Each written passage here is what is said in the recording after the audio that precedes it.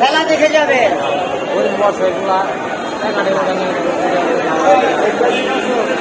খেলা স্টার্ট।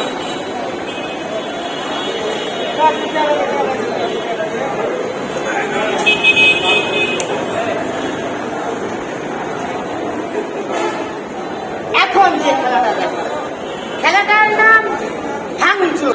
ওদের মধ্যে আমার মধ্যে পার্থক্যটা একটাই ভাই, অনেকে এই খেলাধুলা নিয়ে মানুষের সাথে প্রতারণা করে, অনেকেই এই খেলাধুলা নিয়ে মানুষকে ঠকায়, কিন্তু আমি ভাই মানুষকে ঠকাই না। আমি খেলাধুলা করে রাস্তাঘাটে খেলা শিখে রাস্তাঘাটে খেলাধুলা করে বর্তমান আমার সংসার জীবিকা আমি এই খেলাধুলা করে চালাই। আমি সৎ পথে হক পথে থেকে যে খেলাগুলো করি এই খেলাগুলোতে পাবলিক ভালোবেসে আমাকে যা দেয় এ নিয়ে আমি আমার সংসারটাকে বাঁচাই। আজকে প্রায় 1 বছর আগে আমি খেলা করতে যেয়ে আমার একটা পাঁজরের হাড়ে ব্যথা পাইছিলাম। এই ব্যথাটা আজও তুরি আমার আছে, এই কারণে আমি ঠিকমতো ভালো মতো একটু খেলা একটু কম করতে পারি। কিন্তু এই ব্যথাটার জন্য আমি কাকে বলবো ভাই? ব্যথার কথা বললে তো আর আমার খেলা দেখে পাবলিক আমাকে টাকা দেবে। এমনিতে পরিবারে কি আছে মূলত এই বিষয়গুলো? পরিবারে আমার বাবা নেই, আমার একটা মা আছে।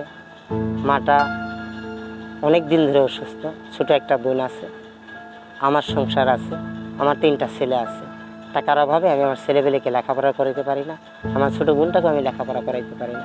তাদেরকে 2 বেলা 2 মুঠ খাওয়াবো, সেই কারণে রাস্তায় নেমে খেলাধুলা করি, তাও ঠিক মতো জুড়াইতে পারি না। আমি কি করবো? আমি তো একজন অসহায় গরিব ছেলে।